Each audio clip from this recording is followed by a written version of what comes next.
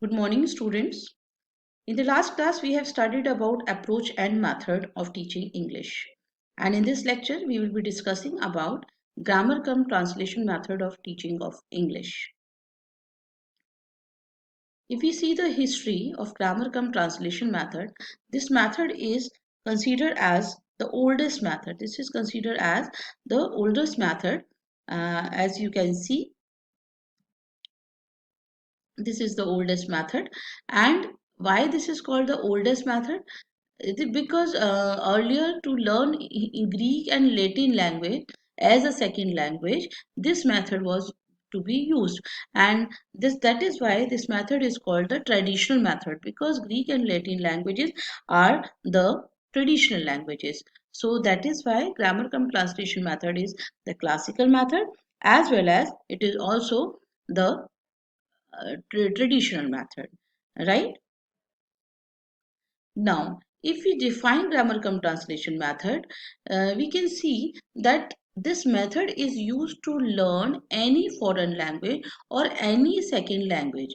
As we all know that the students are familiar with their native language, but when the student is supposed to learn a second language, then this is the method in which grammar and translation is used as the main techniques and main devices to learn this second language.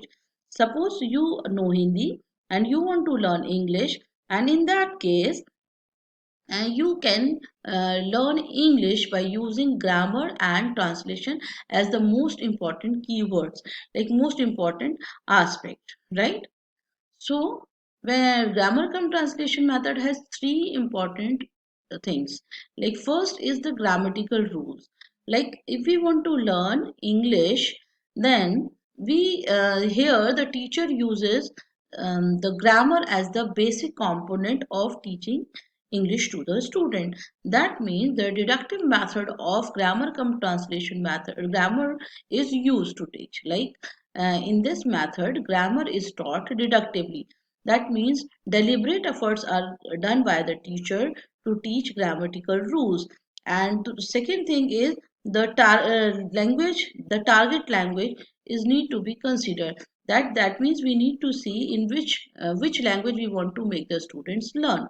Like for example, Hindi is our native language, and if we want to learn English, then English will be considered as the target language. And third thing is the translation. That means the teacher has to make the exercises, and she has to deliver the content in a translated form.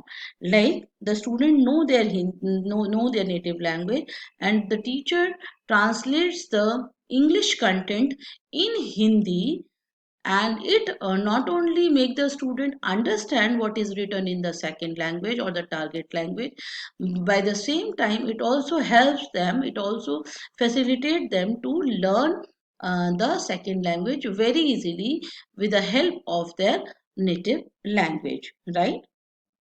So objectives of teaching grammar cum translation method is, the first is the to make the students understand the literature of the target language. Here you can see they would be able to read literature which is written in the target language. That means because the more and more practice of the vocabulary item is done here, so the students get good command over the vocabulary, and they can easily translate what has been written in the second language or the target language. Second thing is that to be able to translate from one language to another, it is not only that the student learn to translate the second concept, target content into their native. Parallelly, they can also translate the native language literature into the target language. And the third is they are able to develop their reading and writing skill. सो उनकी reading and writing जो skill है वो भी develop हो जाती है. अब यहाँ हम बात करते हैं कि जो हमारे स्किल्स हैं वो कौन से स्किल्स हैं. जब हम लैंग्वेज लर्निंग की बात करते हैं तो 4 स्किल्स हैं जिनको हम कंसीडर करते हैं. तो वो 4 स्किल्स कौन से हैं ये देख लीजिए कि यहाँ पर हमारे 4 स्किल हैं. एक है रीडिंग, दूसरा है राइटिंग, फिर लिसनिंग और फिर है speaking. That means reading and writing Here you can see that reading and writing is coming first and listening and speaking are coming later. That means what? That means in this method reading and writing are given importance and listening and speaking skill are given very less importance, right? So here the student is able to read the literature in the target language, and second is they are able to write whatever has been they have read, they can write it. So parallelly these two skills are developed in this method. But remember, very little attention, no attention is paid on listening and speaking aspect, right? So this is the drawback, because when we talk about learning a second language, learning any language, listening comes first and then speaking, then reading and then writing. You can easily observe that when you learn Hindi language, you start a baby which is born, how he learns a language. Gradually he listen to the sounds of the native speakers, then he listen to those sounds, he listen with the understanding, and then gradually he starts speaking. And when he take admission in the school, then only he learns to read and write Hindi language. So but here it is not there. Here this method suggests that the student also knows, already knows their native language. So native language can be helped to learn target language. So reading and writing should be taken up first, and then listening and speaking can be taken later, right? Next is next. Let us move to the next slide. Yes, this is application in the classroom. Suppose that means if grammar come translation method कहता है कि Hindi language को use करिए English पढ़ाने में, तो हम हिंदी का कैसे कैसे यूज कर सकते हैं इंग्लिश पढ़ाने में? देखिए, सबसे पहले है इसका यूज क्या है, फायदा क्या है। पहला है translation of a literary passage, यानी स्टूडेंट के पास अगर कुछ टारगेट लैंग्वेज में लिखा हुआ है उसको ट्रांसलेट कर सकते हैं। तो अगर हमें कभी ट्रांसलेशन कराना है तो ये मेथड बच्चे का यूज होता है, अगर उसने इस मेथड से पढ़ाई की है तो। दूसरा है, कुछ भी अगर लिखा हुआ है, बच्चा पैसेज लिखा हुआ है टारगेट लैंग्वेज में, बच्चा उसको बहुत अच्छे से समझ पाता है, क्योंकि उसको वर्ड मीनिंग्स कई सारे आते हैं, उसको वर्ड मीनिंग रटवाए जाते हैं नेटिव और इंग्लिश दोनों लैंग्वेज में। तो उसको जो है डिफरेंट कॉम्प्रिहेंशंस को वो बहुत अच्छे से समझ सकता है, और उसको रीडिंग और राइटिंग बहुत अच्छे से कर सकता है। दूसरा है, अगर हमें ग्रामर जो है डिडक्टिवली पढ़ाना है तो ये मेथड ठीक है, क्योंकि इस मेथड में डिडक्टिव अप्रोच से ही ग्रामर के रूल्स को पढ़ाया जाता है। यानी पहले रूल्स बताए जाते हैं, उसके बाद बच्चा एग्जाम्पल्स को सीखता है। जैसे कि अगर मुझे नाउन पढ़ाना है तो नाउन पहले समझाया जाएगा, फिर बच्चे को एग्जाम्पल्स दिखा दिए जाएंगे, और बाद में बच्चे से कहा जाएगा कि वो अपने एग्जाम्पल्स दे। नेक्स्ट है फिल इन द ब्लैंक्स, अगर होते हैं तो भी बच्चा फिल इन द ब्लैंक तभी कर सकता है जबकि उसको इस सेंटेंस का मीनिंग समझ में आ रहा है, और ग्रामर कम ट्रांसलेशन में बच्चा लिटररी मीनिंग को अच्छे से समझ पाता है। अगर हमें कुछ मेमोराइजेशन कराना है तो मेमोराइजेशन के लिए भी ये मेथड हेल्पफुल है। नेक्स्ट है कॉम्पोजिशन के लिए भी, अगर बच्चे को कुछ अपना कॉम्पोजिशन लिखना है, कॉम्पोजिशन मतलब उसका पीस ऑफ राइटिंग, इंग्लिश है, हिंदी है, में एसेज है, तो वो उसको कर सकता है। और अगर उसको क्योंकि यहाँ मैंने बताया वर्ड्स जो है काफ़ी रटवाए जाते हैं वर्ड मीनिंग, तो यहाँ वर्ड मीनिंग को वो अपने सेंटेंसेस में अगर हमें यूज कराना है तो वही बच्चा यूज कर सकता है जिसको वर्ड मीनिंग्स याद हो। और ये मेथड कहता है कि बच्चों को पहले वर्ड मीनिंग याद करवाइए। नेक्स्ट आता है एंटोनिम एंड सिनोनिम, यानी बच्चा जो है एंटोनिम और सिनोनिम्स जो है इनका यूज भी कर सकता है। अगर हमें बच्चे को इंटोनिम सिनोनिम पढ़ाना है तो इंटोनिम सिनोनिम पढ़ाने के लिए इस मेथड का यूज किया जा सकता है।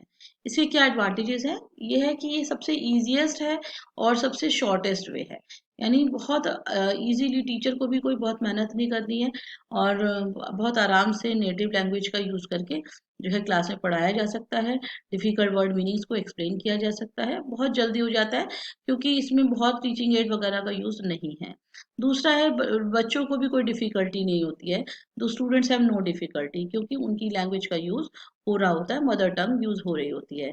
दूसरा है लेबर सेविंग मेथड है, इसमें टीचर को कोई टीचिंग एड नहीं बनाना, हिंदी लैंग्वेज में पढ़ाना है तो बहुत कम मेहनत लगती है।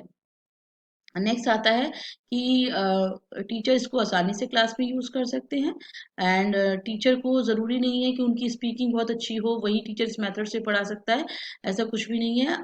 हिंदी वाला टीचर भी इंग्लिश को पढ़ा सकता है। दूसरा ये है इसमें केवल टेक्स्ट बुक जो है एक as a teaching material use होता है, बहुत कोई टीचिंग मटेरियल यूज़ करने की ज़रूरत नहीं होती है। इसमें स्टूडेंट और टीचर दोनों ही कम स्ट्रेसफुल सिचुएशन में होते हैं क्योंकि उनको स्ट्रेस नहीं होता है, वो आसानी से पढ़ना और लिखना पॉसिबल हो पाता है क्योंकि उनकी हिंदी लैंग्वेज का यूज़ किया जाता है।